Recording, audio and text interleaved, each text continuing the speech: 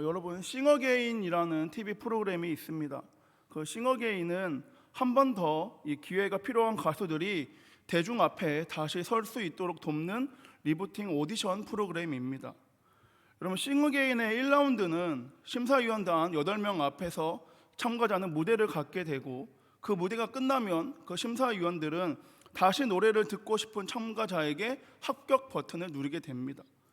그리고 그 참가자는 총 8개의 합격 버튼 중에 6개 이상 획득하게 되면 다음 라운드로 진출할 수 있으며, 4개와 5개의 불은 보류이며 3개 이하는 탈락하게 됩니다. 그런데 모든 심사위원들은 딱 한 번만 사용할 수 있는 슈퍼 어게인을 보류 및 탈락 참가자에게 사용하게 되면 그 참가자는 탈락과 상관없이 다음 라운드로 진출하게 됩니다. 여러분, 이번 심사위원들 중에 임재범 씨가 한 참가자에게 슈퍼 어게인을 사용하며 이렇게 말했습니다. 모르겠습니다. 제 개인적인 사정일지도 모르겠는데 뭔가 이 친구의 시작하는 그 꿈을 밟고 싶지는 않았습니다. 이 친구에게 한 번 더 기회를 드리는 게 맞다는 제 혼자만의 고집입니다 라며 합격 버튼을 눌렀습니다. 여러분, 저는 임재범 씨의 심사 중에 혼자만의 고집에서 이 고집이라는 단어에 마음이 뭉클하였습니다. 개인의 고집으로 이 친구의 시작하는 그 꿈을 밟고 싶지 않아서 슈퍼 어게인을 사용한다는 그 임재범 씨의 심사를 들으며 임재범 씨의 모든 생각과 감정을 다 이해할 수는 없었지만 그 고집에 대해서는 동감하게 되었습니다. 여러분, 이 고집의 사전적 뜻은 자기의 의견을 바꾸거나 고치지 않고 굳게 버팀 또는 그렇게 버티는 성미입니다. 오늘 저는 이 고집에 대해서 여러분과 함께 나눠보려고 합니다. 그 전에 먼저 오늘 본문을 살펴보겠습니다. 여러분, 이스라엘 백성들은 가나안 땅을 둘러보고 온 12명의 전탐꾼 중에 10명으로부터 땅에 대한 보고를 받게 됩니다. 저 가나안 사람들은 전투력이 강하다, 성벽도 높다, 거인족 아낙 자손들이 거기에 있더라. 우리가 스스로 우리를 비교해도 저들 앞에서 우리는 메뚜기 같아 보였고 그래서 우리는 저들을 이길 수 없다. 여러분, 이러한 부정적인 보고를 받게 되자 온 이스라엘 백성들이 통곡하기 시작합니다. 본문 1절의 말씀을 보면 이들이 얼마나 심하게 울었는지 소리를 높여 울부짖으며 밤새도록 통곡했다라고 말합니다. 여러분, 사람이 암담한 현실만 바라보면 이처럼 눈물과 한숨밖에 나올 것이 없을 것 같습니다. 하나님께서 내 속에서 일하실 것에 대한 기대가 없고 하나님의 약속이 성취될 것이라는 믿음이 없으니 큰 소리로 울고 통곡할 수밖에 없다는 것입니다. 여러분, 이렇게 한참을 울던 이스라엘 백성들은 이제 원망의 화살을 모세와 아론에게 겨냥합니다. 본문 2절에 이스라엘 자손이 다 모세와 아론을 원망하여 온 회중이 그들에게 이르되 우리가 애굽 땅에서 죽었거나 그 광야에서 죽었으면 좋았을 것을.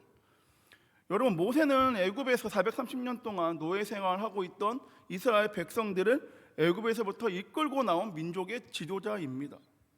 여러분, 그가 이 백성을 위해서 얼마나 많은 열심으로 섬겼을까요?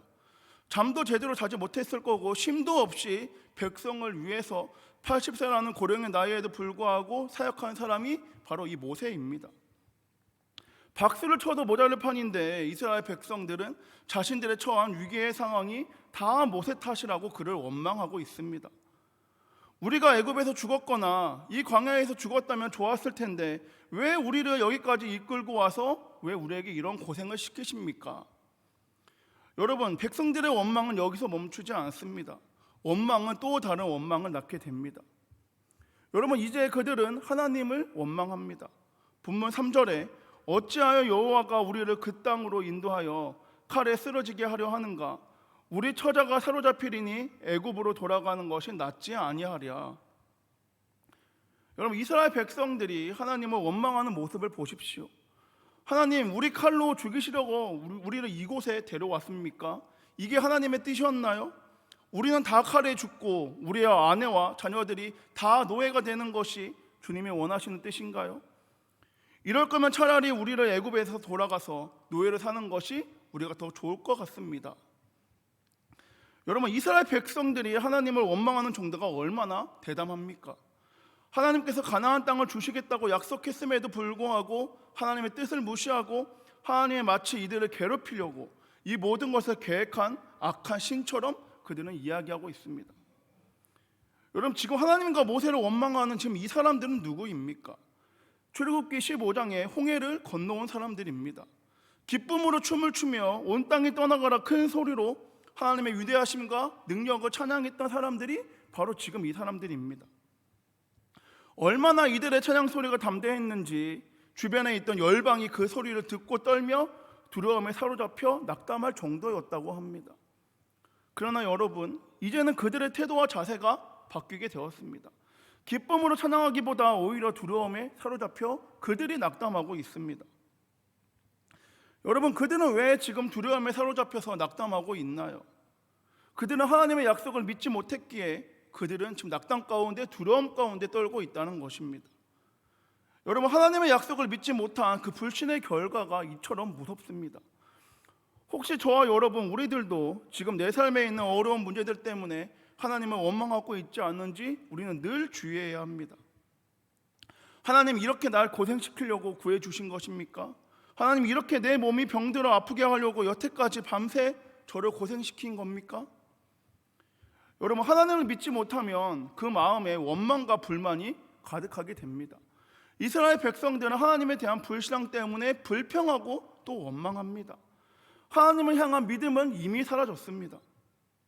결국 그들은 하나님을 믿지 못하는 마음, 이 불신앙으로 인하여 가나안 땅에 들어가지 못하게 됩니다. 여러분, 이제 이 백성들이 갖고 있던 이 하나님에 대한 불신앙을 제가 오늘 나누고 싶은 주제인 고집에 대해서 함께 살펴보겠습니다. 여러분, 오늘 앞서 말씀드린 것처럼 이 고집의 뜻은 자기의 의견을 바꾸거나 고치지 않고 굳게 버팀 또는 그렇게 버티는 성미를 뜻합니다. 여러분, 지금 이스라엘 백성들이 가나안 땅에 들어가지 못하는 이유는 불신앙이며 또한 그들의 고집 때문이었습니다. 그런데 여러분, 이스라엘 백성들이 고집을 부렸다라고 하면 그들이 뭔가 크게 잘못한 것처럼 우리는 생각할 수 있습니다. 하지만 그들이 부린 그 고집의 내용을 살펴보면 매우 현실적이고 이성적이며 합리적이라는 것을 우리는 알 수 있습니다. 본문 2절과 3절에 보시면 그들은 가나안에 들어가서 거인족 아낙 자손들과 싸워서 죽임을 당하고 무모한 싸움을 하는 것보다 우리가 광야나 애굽에서 제 수명대로 살다가 죽는 것이 낫다. 우리가 전쟁에서 패배하게 되면 아내와 아이들을 가나안의 포로로 둘 수는 없다.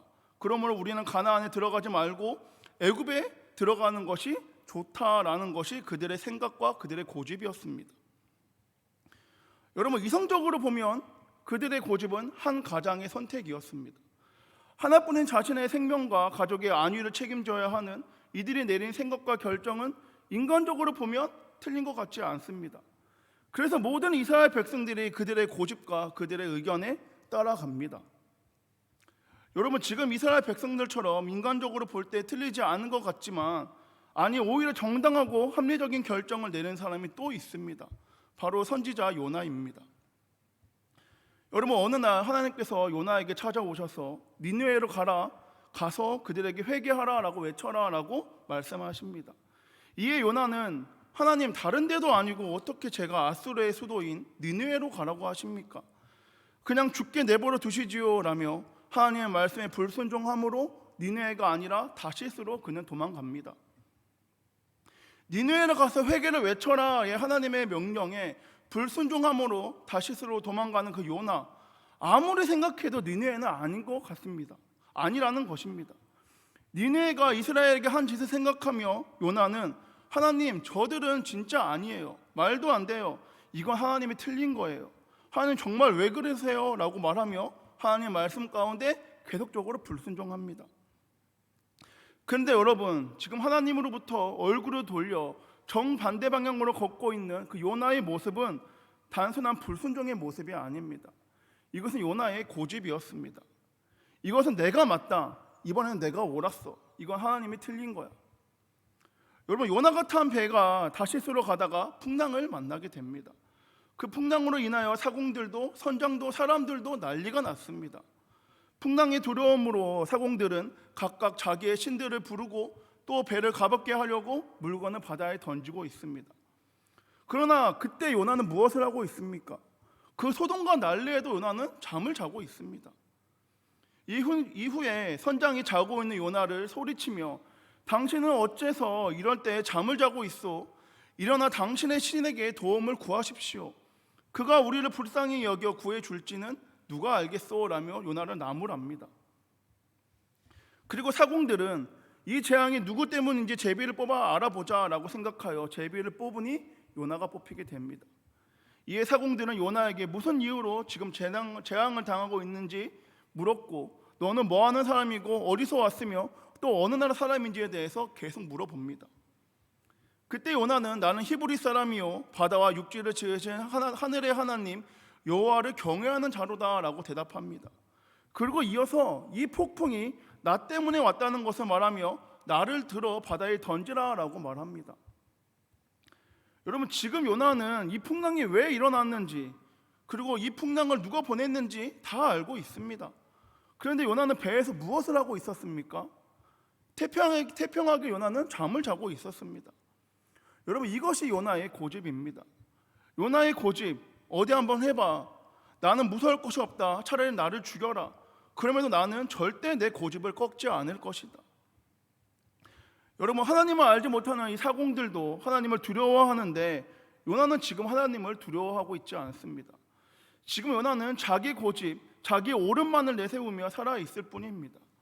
그리고 그 고집 끝에는 회개가 아닌 자신을 바다에 던지라는 외침뿐이었습니다. 여러분, 요나는 끝까지 완고하였습니다. 자기의 죽음으로 자기를 증명하고 자기의 옳음을 굽히지 않겠다는 의지가 강했습니다. 던져주면 던져졌지, 죽으면 죽었지, 내 고집은 절대 꺾지 않겠다는 것이 요나의 마음이었습니다. 여러분, 원수의 땅 니느웨로 가서 회개를 선포해라 라는 하나님의 말씀 가운데 고집을 부리며 불순종함으로 니느웨가 아닌 다시스로 향하는 그 요나의 모습을 보면 솔직히 인간적인 시선으로는 이해가 됩니다.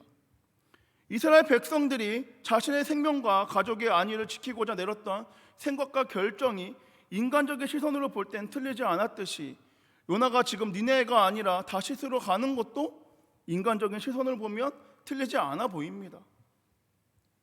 그런데 여러분, 요나는 선지자, 곧 하나님을 경외하는 자입니다. 하지만 요나는 인본적이고 세상적인 사람이었습니다. 하나님을 경외하는 선지자라고 말하고 있지만 그에게는 하나님의 마음이 없는 껍데기에 불과한 그런 선지자, 그런 신앙인이었습니다. 그렇게 요나는 하나님의 말씀 가운데 고집을 부리며 불순종하는 모습을 계속 보입니다. 요나의 고집, 불순종하는 모습은 민족적 감정에 의해서 그럴 수는 있지만 요나는 하나님의 사랑을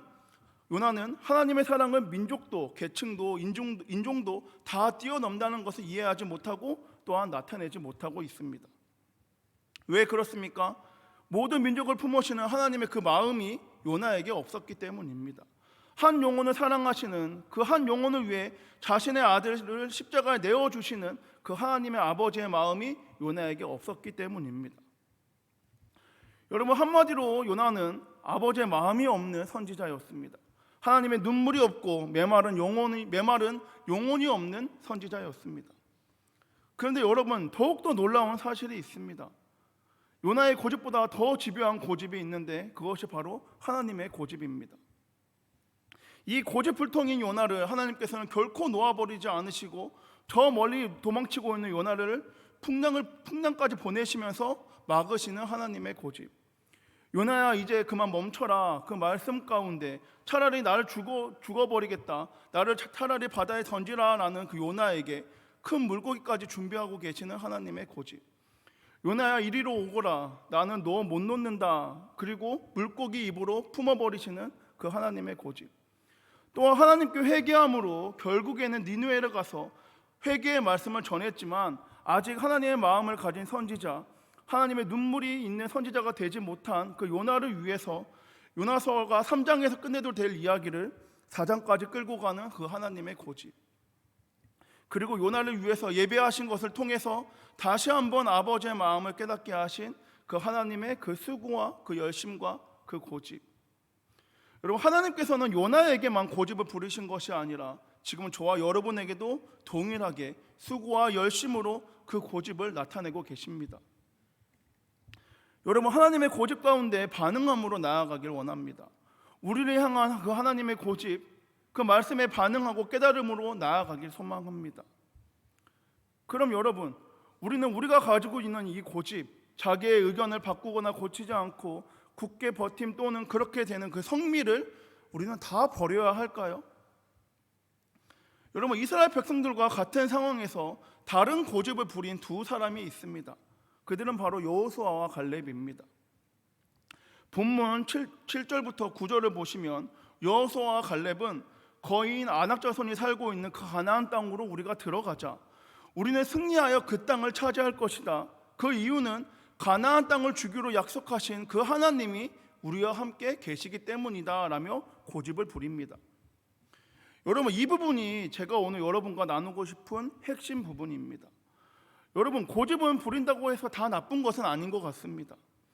우리 개인의 의견을 바꾸거나 고치지 않고 굳게 버티는 것이 마냥 나쁜 것만은 아니라는 것입니다. 단지 여기서 중요한 것은 우리가 무엇을 갖고 고집을 부리냐라는 것입니다. 여러분, 이스라엘 백성들이 부린 고집이 현실에 대한 자신의 판단이었다면 요나가 부린 고집은 민족적 감정에 대한 자신의 판단이었고 여호수아와 갈렙은 자신의 생각보다 현실보다 민족적 감정보다 하나님의 말씀으로 그들은 고집을 부렸습니다. 그리고 하나님의 말씀에 고집을 부린 결과 그들은 그 고집 부린 대로 되었습니다. 이스라엘 백성들은 그들의 고집대로 척박한 광야에서 생을 마감하게 되었고 여호수아와 갈렙은 그들의 고집대로 하나님과 함께 가나안을 정복하고 차지하게 되었습니다. 이처럼 여러분, 우리는 고집도 잘 부려야 합니다. 내 생각으로 현실을 바라보며 민족적 감정에 의한 고집을 부리는 것이 아니라 오직 하나님의 말씀으로 우리는 고집을 부려야 한다는 것입니다. 그래서 우리는 하나님의 말씀을 날마다 묵상해야 합니다. 날마다 하나님의 말씀을 묵상할 때 그 말씀으로 우리는 하루를 고집 부리며 살아갈 수 있다는 것입니다. 바라기는 여러분, 나의 생각 내려놓고 하나님의 말씀으로 고집을 부리며 살아가길 원합니다. 그러면 여호수아와 갈렙이 가나안을 차지한 것처럼 하나님께서 예배해 두신 그 축복을 저와 여러분, 우리 한성 공동체 모두도 누리게 될 줄 믿습니다. 어느 마을에 문제와 고민을 많이 갖고 있는 사람이 있었습니다. 마침내 그 사람은 목사님을 찾아가서 자신의 고민을 얘기했습니다. 그런데 끝없이 자기 얘기만 계속하고 있는 것입니다. 1시간이 지나고 2시간이 지나도 그의 이야기는 끝나지 않습니다. 목사님은 가만히 상대방의 찻잔에다가 물을 부었습니다. 이미 가득 차 있는 찻잔에 목사님은 계속해서 물을 부었습니다. 그리고 그 찻잔에 물이 주르륵 흘러내리자 그는 도중에 이렇게 물어봤습니다. 목사님, 아직 잔을 비우지도 않았는데 어째서 이렇게 자꾸만 물만 붓습니까? 이에 목사님이 말씀하셨습니다. 당신이야말로 당신의 생각이 꽉 차서 이제 내가 할 말은 없습니다. 당신에게는 내 말을 들을 여지도 없고 빈방도 없습니다. 당신의 마음은 이 찻잔과 같습니다. 여러분, 내 생각과 내 고집, 내 편견, 내 욕심으로 우리 안에 꽉 차 있으면 우리는 아무것도 들어올 수 없습니다. 여러분, 페트병 안에 풍선 불기라는 실험이 있습니다. 페트병 안에 풍선을 넣고 풍선을 불게 되면 아무리 풍선을 크게 불어도 풍선은 불려지지 않습니다. 그런데 그 페트병 안에 풍선과 빨대를 같이 넣은 후에 풍선을 불면 아무리 불어도 커지지 않았던 그 풍선이 페트병 안을 가득 채울 정도로 풍선이 커지게 됩니다. 여러분, 페트병 안에 풍선만 있을 때에는 보이지 않는 공기가 그 페트병 안에 가득 차 있기 때문에 풍선을 아무리 불어도 풍선은 커지지 않습니다. 하지만 빨대를 같이 넣고 풍선을 불게 되면 그 빨대를 통하여 공기가 빠져나가게 되자 그 빈 자리에 풍선이 불리게 된다는 것입니다. 여러분, 이처럼 저와 여러분, 우리 안에 내 생각과 고집과 편견과 욕심이 가득 차 있으면 우리 하나님의 말씀이 들어올 자리가 없습니다. 그래서 우리는 날마다 우리 안에 있는 것을 비워야 합니다. 예배 드림으로, 기도와 말씀 묵상으로 우리 안에 있는 나의 것들을 비우고 하나님의 말씀으로 가득 채워야 합니다. 그리고 하나님의 말씀으로 가득 차게 될 때에 그 말씀이 내 생각과 고집이 되도록 우리는 삶으로 나타내야 합니다. 이해되지 않고 보이지 않는 문제가 찾아와도 하나님의 말씀을 기억함으로 나아가야 하며, 예상치 못한 어려움과 원인 없는 어려움이 찾아와도 하나님의 말씀으로 고집부리며 우리는 살아가야 합니다. 하지만 여러분, 하나님의 말씀으로 고집부리며 살아가는 것이 결코 쉽지만은 않습니다. 왜 그렇습니까? 나에게 주어진 하나님의 말씀을 사람의 시선으로, 내 생각과 경험으로, 내 판단으로 바라보게 되면 하나님의 말씀보다 내 고집이 더 정당하고 합리적으로 보이기 때문입니다. 그리고 그렇게 했을 때 세상도 맞다고, 잘했다고 칭찬합니다. 내 생각과 경험, 내 고집대로 살라고, 손해보지 말라고 세상은 말합니다. 그러나 여러분, 그때에도 내 생각과 경험, 판단에 의한 고집이 아니라 오직 하나님의 말씀으로 우리가 고집을 부리며 살아가게 된다면 반드시 승리의 길, 은혜의 길, 하나님의 약속의 길 가운데 서게 될 줄 믿습니다. 세상의 정답을 쫓아가는 이름뿐인 그리스도인, 허울뿐인 그리스도인이 아니라 하나님을 경외하는 자로서 하나님을 공경하고 두려워하기에 내 뜻이 아니라 하나님의 뜻대로 살아가는 자, 하나님의 말씀에 불순종함으로 내 생각과 고집을 꺾지 않고 도망가는 자가 아닌, 이해되지 않고 보이지 않아도 하나님의 약속의 말씀에 순종함으로 그 말씀에 고집 부리며 나아가는 자가 되길 소망합니다. 말씀을 정리하겠습니다. 여러분, 설교 서두에 나눴던 그 싱어게인의 임재범 씨는 탈락을 앞둔 참가자에게 이 친구에게 한 번 더 기회를 드리는 게 맞다는 혼자만의 고집입니다 라고 말하며 슈퍼 어게인을 사용하였습니다.